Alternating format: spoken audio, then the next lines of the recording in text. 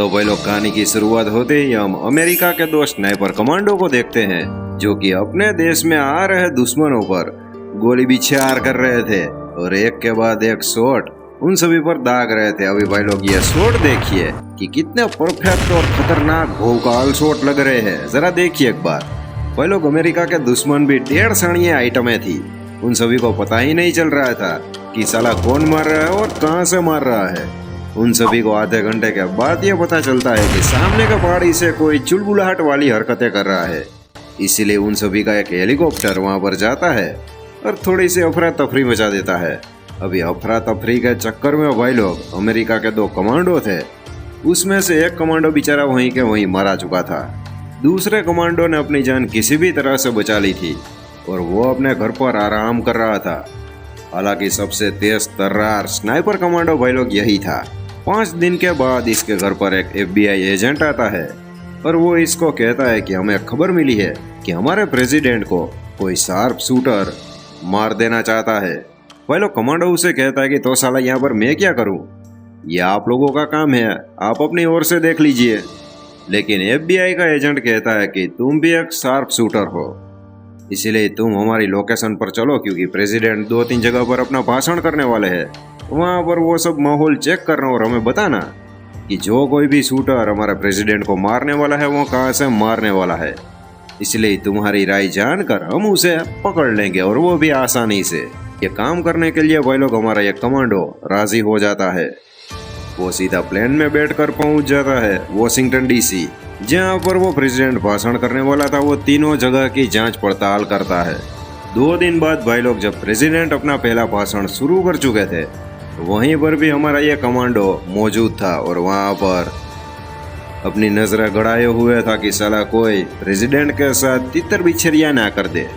हमारा कमांडो को शक होता है और वो FBI वालों को कहता है कि प्रेसिडेंट को रोक दो क्योंकि उस पर गोली चलने वाली है। और भाई लोग तभी प्रेसिडेंट पर गोली चलती है और पीछे से FBI वाले ही हमारे इस कमांडो पर गोली चला देते हैं। हमारा कमांडो वहां से नीचे गिर जाता है और वो किसी भी तरह से अपने आप को बचा लेता है। अभी भाई लोग यहाँ पर यह दिक्कत वाली बात यह थी, ये साले FBI वाले प्रेसिडेंट को मारने का जुर्म हमारे इस साले मामू कमांडो के ऊपर डालना चाहते थे, जो कि हमारा कमांडो भाई लोग दिल से और वैसे भी अच्छा आदमी था। वो अपने आप को किसी भी तरह से बचा लेता है और वहां से निकल लेता है।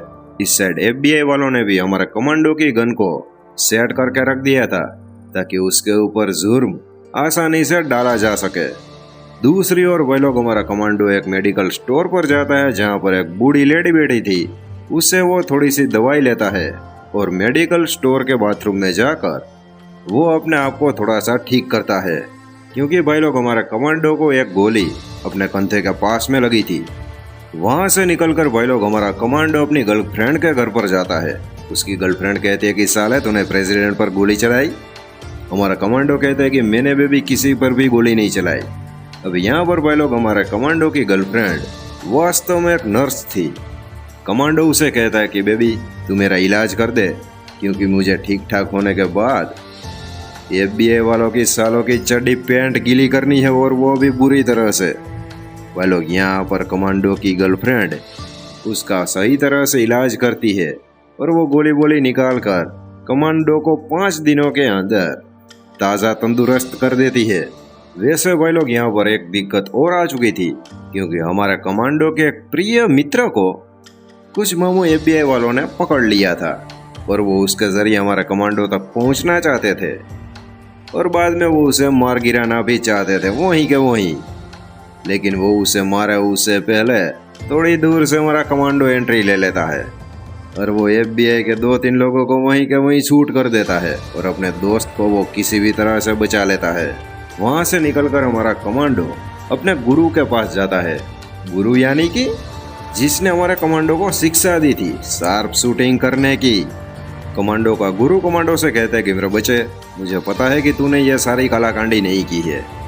गुरु से हमारा कमांडो को पता चलता है कि कोई बॉबी नाम का आदमी है जिसने प्रेसिडेंट के ऊपर ऐसी वैसी गोली चलाई है। अभी यहाँ पर हमारा कमांडो निकल जाता है भाई लोग बॉबी का गुदगुदा निकालने के लिए। बॉबी के घर पर भाई लोग सिक्योरिटी थोड़ी सी टाइट थी इसलिए हमारा कमांडो एक एक करके 2 आदमियों को बुरी तरह से वहीं के वहीं मार गिराता है और बॉबी के घर के आसपास थोड़े से चटपटे गोले वहीं पर बिछा देता है। उसका दोस्त वहीं पर मौजूद था, जिसे कमांडो घर के बाहर रुकने के लिए कहता है और हमारा कमांडो जाता है घर के अंदर बॉबी से मुलाकात करने के लिए।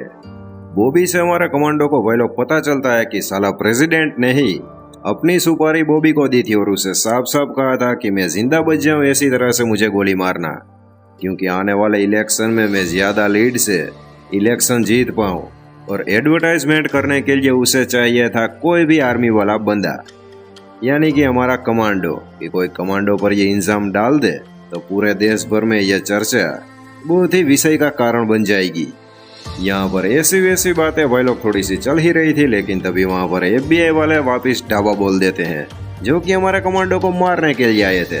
हमारा कमांडो अपने दोस्त को कहता है कि चल थोड़ी सी दिवाली मनाते हैं, और उसका दोस्त वहाँ पर बटन दबाता है और वहाँ पर दिवाली शुरू। FBI वाले कुछ सोचे समझे उससे पहले हमारा कमांडो काफी शातिर था, वो वहाँ पर अफरा तफरी मचाता हुआ वहाँ से निकल लेता है भाई लोग और खिसक लेता है बिना FBI वालों के हाथ आए। लेकिन भाई लोग एक और दिक्कत की बात यह हो चुकी थी कि कुछ साढ़े FBI के बंदों ने हमारी कमांडो की गर्लफ्रेंड को किडनैप कर लिया था।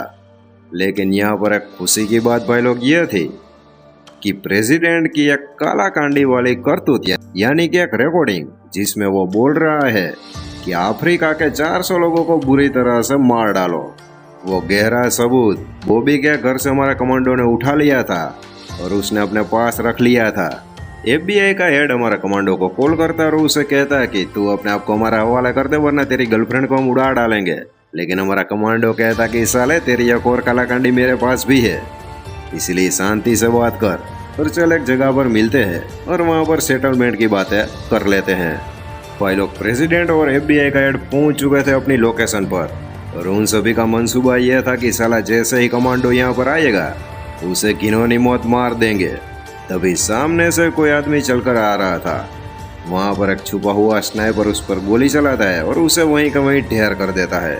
बेचारी गर्लफ्रेंड रोने लगती है कि ये मेरा बाबू यहाँ पर मारा गया है। लेकिन यहाँ पर होती है तबाही, क्योंकि हमारा कमांडो भी कहीं पर छुपा हुआ था और वो प्रेसिडेंट के स्नाइपरों की बुरी तरह से वाट लगा रहा था। वहाँ पर मौजूद छुपे हुए प्रेसिडेंट के 2-3 स्नाइपरों को हमारा कमांडो बुरी तरह से छील के वाट लगाता है और बाद में वो मीटिंग करने के लिए आता है कि ये साला बच्चों वाली हरकतें और ये खेल मैं बचपन में खेलता था, ये साली कालाकांडी वाली हरकतें मत कर। यहाँ पर वह लोग कमांडो का दोस्त था, वो भी जिंदा था, क्योंकि कमांडो को यह सारी खेलबाजी पहले ही पता थी।